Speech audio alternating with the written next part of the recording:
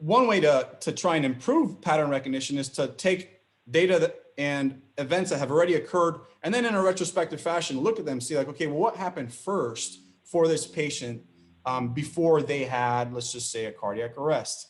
And so by using the patient HX view, I'm able to pull up different channels of whatever vital sign I'm looking for, and including things like dragging in laboratory data that was sampled at a specific time, pharmacy data.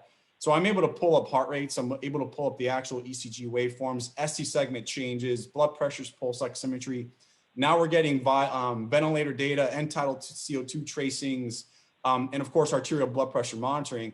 And you can just scan back, and you're not limited to a 72-hour window like our historic telemetry systems have limited you, where after 72 hours, the data is dumped and you lose the vital sign trends that the patients had, right? Because we're looking for trends in behavior, and if you're not able to look back more than 72 hours, it's not very helpful.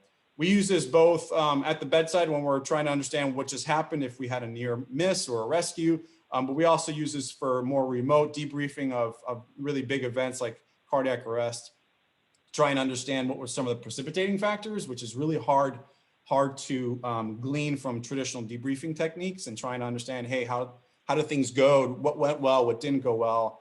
And oftentimes our memory, our collective memory of what happened is skewed and sometimes not very accurate in the heat of the moment in a very stressful environment like a cardiac arrest. So being able to look back in time and be like, well, actually what happened first was the heart rate dropped and then the oxygenation fell versus the opposite, can tell us a lot about the physiology that may have led to the arrest, so that hopefully we can prevent it from happening again.